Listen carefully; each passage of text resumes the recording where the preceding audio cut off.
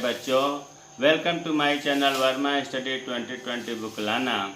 मैं UP board के class 11th के छात्र छात्राओं के लिए भूगोल विषय को हिंदी माध्यम से मैं फुल कोर्स कराऊंगा। यदि आप फुल कोर्स करना चाहते हैं तो मेरे चैनल को सब्सक्राइब कीजिए और बेल आइकन को प्रेस करना ना भूलें, ताकि जो भी वीडियो मैं अपलोड करूं उसका नोटिफिकेशन आपको सबसे पहले मिल सके। भौतिक भूगोल के मूल सिद्धांत में चैप्टर दूसरा चल रहा है, पृथ्वी की उत्पत्ति एवं विकास। इसमें आप पार्ट 3 है। इसमें आज हम लोग पढ़ेंगे सौरमंडल। सौरमंडल जो है, इसका अर्थ ही होता है कि सूर्य और उसका परिवार को हम सौरमंडल कहते हैं। सौरमंडल का जो केंद्र है वो सूर्य है। सूर्य और सूर्य के चारों ओर उसकी परिक्रमा करने वाले 8 ग्रह हैं, अनेकों उपग्रह हैं, हजारों क्षुद्र ग्रह हैं, करोड़ों धूमकेतु और करोड़ों उल्काओं को शामिल किया गया है। कहने का मतलब यह है कि सौरमंडल में केवल ऐसा नहीं है कि सूर्य और उसके 8 ग्रह ही हैं, बल्कि अनेक उपग्रह, अनेक एस्टेरॉयड क्षुद्र ग्रह, अनेक धूमकेतु और अनेक उल्काओं को भी शामिल किया गया है। प्यारे बच्चों, आपके मन में ये प्रश्न उठता होगा कि ग्रह क्या है। पहले तो सूर्य एक प्रकार तारा है। बड़ा आश्चर्य होता है सुन करके कि सूर्य तारा है। तो हाँ जी, सूर्य तारा है। जितने तारे की विशेषताएं होती हैं सब सूर्य में होता है। और इसके 8 ग्रह है। पहले आप पढ़ते आ रहे हैं कि 9 ग्रह थे। आगे मैं बताऊंगा कि एक कौन सा हटा, क्यों हटा। तो अब वर्तमान में 9 ग्रह की जगह पर 8 ग्रहों की संख्या हो गई है, जो सूर्य की परिक्रमा करते हैं, सूर्य के चक्कर लगाते हैं। अनेक उपग्रह जो है इन ग्रहों का चक्कर लगाते हैं। अनेक उपग्रह हैं, सबके अलग अलग हैं। जैसे पृथ्वी का एक उपग्रह है, उसी तरह से सबके अलग अलग संख्या में उपग्रह हैं। अब क्षुद्र ग्रह की बात करते हैं। क्षुद्र ग्रह जो है मंगल और बृहस्पति ग्रहों के बीच में छोटे छोटे जो पिंड होते हैं उन्हें क्षुद्र ग्रह कहते हैं। ये आगे मैंने नीचे जो है इनकी परिभाषा हमने लिखा हुआ है कि क्षुद्र ग्रह किसे कहते हैं। उसी तरह से आते हैं धूमकेतु। क्या है धूमकेतु? एक बर्फ और धूल के कण गैसों से मिली हुई एक संरचना होती है। जैसे जैसे ये धूमकेतु सूर्य के करीब आते हैं, इनके कुछ बर्फ पिघल जाते हैं और पिघल करके गैस बन जाते हैं, जिससे इनके पीछे जलती हुई पूंछ दिखाई देती है। इसीलिए इसे पुच्छल तारा भी कहते हैं। अब आते हैं कि उल्काएं क्या है। उल्काएं भी जो है अंतरिक्ष में ये छोटे छोटे चट्टान होते हैं। ये जैसे ही वायुमंडल में प्रवेश करते हैं, ये छोटे छोटे चट्टान वो जलने लगते हैं, उन्हें हम कहते हैं उल्का। और ये अगर बड़े होते हैं, पूरे जल नहीं पाते हैं, पृथ्वी तक अगर पहुंच जाते हैं तो उसे हम कहते हैं उल्का पिंड। तो हमें उम्मीद है कि क्षुद्र ग्रह, धूमकेतु और उल्काओं के बारे में समझ में आया होगा। अब बात आती है कि ग्रह किसे कहते हैं। तो देखिए, ग्रह की कुछ शर्तें हैं। अगर यही शर्त पूरी हो करते हैं, उन्हें हम ग्रह कहते हैं। पहला शर्त तो यह है कि जो सूर्य के चारों तरफ दीर्घ वृत्ताकार पथ पर परिक्रमा को ही परिक्रमण करते हैं, कहते हैं। कहने का मतलब यह है कि सूर्य के चारों तरफ दीर्घ वृत्ताकार, पूरा वृत्त नहीं, दीर्घ लंबे में वृत्ताकार, वृत्त भी होगा और दीर्घ भी होगा, पथ पर परिक्रमा करते हैं। ग्रह की विशेषता है। दूसरी विशेषता यह है कि अक्ष पर घूर्णन भी करते हैं। जो अक्ष अपने कील पर घूमते हुए जब ये घूर्णन करते हैं, उन्हें हम परिभ्रमण बोलते हैं। और सूर्य के चारों तरफ जो चक्कर लगाते हैं उसे हम परिक्रमण कहते हैं। कहने का मतलब है कि परिभ्रमण करते करते परिक्रमण करते हैं, दोनों साथ में चलते हैं। कील पर भी ग्रह घूमते रहते हैं और सूर्य का भी परिक्रमा करते रहते हैं। तीसरी विशेषता है स्वयं का प्रकाश नहीं होता। ग्रह में स्वयं प्रकाश नहीं होता, ये तारे के प्रकाश से प्रकाशित होते हैं। अपने निश्चित पथ पर बिना किसी पथ को क्रॉस किए ही चक्कर लगाते हैं। यहाँ मैं बता दूं कि जैसे मान लो कि ये सूर्य है, सन, और इसके चारों ओर ग्रह चक्कर लगा रहे हैं, तो इनका वृत्ताकार, लंबे में वृत्ताकार जैसी संरचना में ये ग्रह चक्कर लगा रहे हैं और सब अपने निश्चित, सबके रास्ते फिक्स हैं, उसी रास्ते पर ये अपने ग्रह चलते रहते हैं, एक दूसरे को ये क्रॉस नहीं करते हैं। अब देखिए, जो आपके ग्रह हैं, हमने सूरज बना दिया और दूरी के आधार पर इनको क्रम से लिख दिया। सबसे पहले लिखा हमने बुध, शुक्र, पृथ्वी, मंगल, बृहस्पति, शनि, अरुण, वरुण, यम। प्यारे बच्चों, कुल 9 संख्या है इसमें। अब इससे देखो ढेर सारे क्वेश्चन बनते हैं, क्रम यही है, इसी से इस दूरी के आधार पर पूछा जा सकता है कि सूर्य से सबसे नज़दीक ग्रह कौन सा है। तो देखो सूर्य से नज़दीक बुध है। ये पूछा जा सकता है सूर्य से सबसे अधिक दूर कौन सा है, तो उत्तर है यम। लेकिन यहाँ मैं एक चीज़ बता देना चाहता हूँ कि इस समय यम को ग्रह नहीं माना गया है।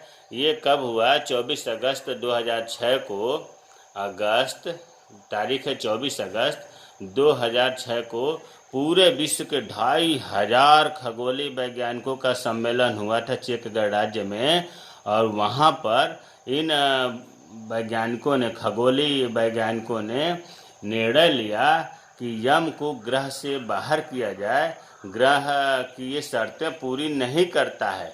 अब प्रश्न उठता है कि ये कौन सी शर्त, जो अभी ऊपर हमने 4 शर्त लिखा था कि सूर्य के चारों तरफ चक्कर भी लगाएगा, यम लगाता है, अक्ष पर घूर्णन करना चाहिए, ये यम अक्ष पर भी घूर्णन करता था, स्वयं का प्रकाश नहीं होता है, ये भी ये पालन करता था, यम स्वयं का प्रकाश नहीं था इस पर, अपने निश्चित पथ पर किसी पथ को क्रॉस किए ही चक्कर लगाता था, किसी के रास्ता नहीं काटता था। लेकिन चौथा शर्त ये यम पूरा नहीं कर पा रहा था। बच्चों, कहने का मतलब यह है कि ये परिक्रमा करते करते ये वरुण के रास्ते को क्रॉस कर जाता था, वरुण के वृत्त को ये क्रॉस कर जाता था, जो कि ग्रह की विशेषता में नहीं है।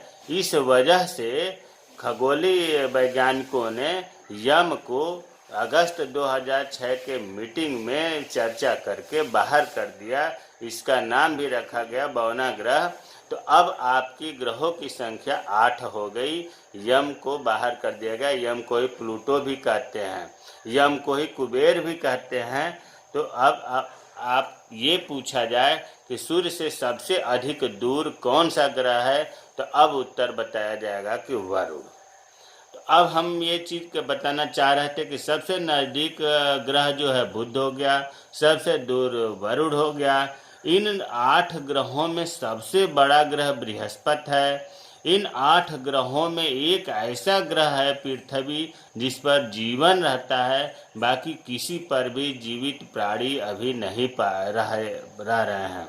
मंगल पर उम्मीद जताई जा रही है। फिलहाल अभी 8 ग्रहों में एक ग्रह, मात्र एक ऐसा ग्रह है पृथ्वी जहाँ पर जीवन का विकास हो रहा है। अब जो ग्रह देखो, सूर्य के चक्कर सभी ग्रह लगाते हैं, 8 लगाते हैं, ये अभी बता दिया हमने। और इन ग्रहों को जो चक्कर लगाते हैं उन्हें कहा जाता है उपग्रह। ग्रह के जो चक्कर लगाते हैं उनको कहा जाता है उपग्रह। अब इन ग्रह के उपग्रहों की संख्या भिन्न भिन्न है। जैसे हमने उपग्रह लिख करके आगे देखो संख्या लिखा है, इसका मतलब यह हुआ कि बुध के एक भी उपग्रह नहीं है, इसीलिए हमने 0 लिखा है। शुक्र के भी एक भी उपग्रह नहीं है। पृथ्वी का एक है जिसे हम चंद्रमा कहते हैं, चंद्रमा उपग्रह है। पृथ्वी का चक्कर वो लगाता है और पृथ्वी सूर्य का चक्कर लगाती है, तो पृथ्वी का एक उपग्रह है। मंगल के 2 हैं और बृहस्पति के 16 हैं उपग्रह।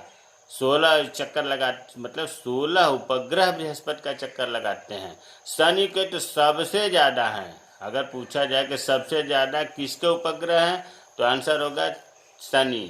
शनि के 30 है। अरुण के 17 हैं। अरुण को यूरेनस भी कहते हैं अंग्रेजी में, और वरुण को नेपच्यून भी कहते हैं। वरुण के 8 हैं। तो अब हमने उपग्रहों की संख्या भी बता दिया। 2-3 चीज़ें और याद रखिए। जैसे पृथ्वी है, पृथ्वी को हम नीला ग्रह कहते हैं, मंगल को लाल ग्रह कहते हैं, उसी तरह से वरुण को सागर का देवता कहते हैं। बृहस्पति सबसे बड़ा ग्रह है। तो इस तरह से इनके बारे में आसानी से समझ गए होंगे। अब देखो यहाँ हमने बीच में छोटे छोटे डॉट बनाकर लिखा है क्षुद्र ग्रह। क्षुद्र मंगल और बृहस्पति के बीच में छोटे छोटे पिंड पाए जाते हैं जिनको हम क्षुद्र ग्रह अंग्रेजी में एस्टेरॉयड कहते हैं। तो ये क्रम में ही ये पता चल गया कि मंगल और बृहस्पति के बीच में छोटे छोटे चट्टान पाए जाते हैं, छोटे छोटे पिंड पाए जाते हैं जिनको हम क्षुद्र ग्रह कहते हैं। अब देखो सबसे महत्वपूर्ण बात यह है कि यहाँ से बुध, शुक्र, पृथ्वी, मंगल इन चारों की बात कर रहा हूँ। इन चारों को हम कहते हैं आंतरिक ग्रह। इसका एक और नाम है भीतरी ग्रह। इसे ही पार्थिव ग्रह भी कहते हैं, इसे ही चट्टानी ग्रह भी कहते हैं। खूब पूछा जाता है कि पार्थिव ग्रह में कौन कौन से हैं, चट्टानी ग्रह में कौन कौन से हैं। इतने ढेर सारे नाम हैं, आंतरिक ग्रह, भीतरी ग्रह, पार्थिव ग्रह, चट्टानी ग्रह। और जो आगे के 4 बच रहे हैं बृहस्पति, शनि, अरुण, वरुण, इनके 3 नाम हैं बाह्य ग्रह या बाहरी ग्रह, जोवियन ग्रह, गैसी ग्रह। तो अब हमें उम्मीद है कि आपको पार्थिव ग्रह में 4 कौन से हैं, जोवियन ग्रह में 4 कौन से हैं, ये समझ में आ गया होगा। अब इन दोनों में हम अंतर करते हैं। बहुत पूछा जाता है ये दोनों में अंतर, या एक पार्थिव ग्रह की विशेषता क्या है, या पार्थिव ग्रह के चट्टानी ग्रह क्यों कहते हैं, बाह्य ग्रह के जोवियन ग्रह किसे कहते हैं, जोवियन ग्रह की विशेषता क्या है। तो ये अंतर से इन सब प्रश्नों का उत्तर हमें मिल जाएगा। देखिए अभी आपको चित्र में भी बताया था कि सूर्य से नज़दीक है। ये जो 4 हैं पार्थिव ग्रह, ये सूर्य से नज़दीक हैं अपेक्षाकृत इन चारों की। तो पहला अंतर तो यही हो गया कि सूर्य से नज़दीक है, और ये चारों इसके अपेक्षा दूर है तो सूर्य से दूर है। पहला अंतर क्लियर हो गया। दूसरा, जब ये सूर्य से नज़दीक हैं तो इनका तापमान ज़्यादा होगा। वो अलग बात है कि बुध का ज़्यादा होगा, मंगल का उससे अपेक्षाकृत कम, लेकिन इन चारों से तो ज़्यादा ही होगा, तो तापमान अधिक है, इनका तापमान कम है। यहाँ पर जो है जो हवाएं चलती हैं उसे हम सौर पवन कहते हैं। और सौर पवन के कारण जो यहाँ के धूल कण हैं या गैसों की बड़ी मात्रा है इन चारों पर, वो उड़ के चले जाते हैं दूर या बहुत कम पाए जाते हैं। कहने का मतलब यह है कि इन पार्थिव ग्रहों पर धूल के कण और गैसें नहीं पाई जाती है या नाम मात्र पाई जाती हैं। क्यों?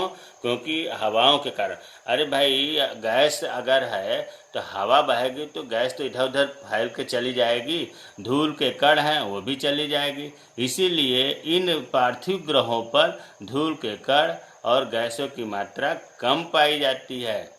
अब इसमें आते हैं, यहाँ पर सोलर मतलब एयर, सौर हवाएं, सौर वायु नहीं पाई जाती है, इसलिए धूल के कण और गैसों की अधिकता होती है जोवियन ग्रहों पर। अगला अंतर है कि जो पार्थिव ग्रह है ये ग्रह छोटे छोटे होते हैं, और जब छोटे होते हैं तो जो इनके अंदर गुरुत्वाकर्षण बल है, गुरुत्वीय बल है, वो इनकी अपेक्षा कम होती है, और ये इनके अपेक्षा बड़े होते हैं। जब बृहस्पति सबसे बड़ा ग्रह है वो इसी में है, तो बड़ा है तो गुरुत्वीय बल या गुरुत्वाकर्षण बल भी ज़्यादा होता है। 5वां अंतर है कि इन पार्थिव ग्रह पर वायुमंडल का निर्माण होता है, जोवियन ग्रह पर वायुमंडल नहीं है। पार्थिव ग्रह में अभी हमने बताया कि बुध, शुक्र, पृथ्वी, मंगल आते हैं, और जोवियन ग्रह के अंतर्गत बृहस्पति, शनि, अरुण, वरुण आते हैं।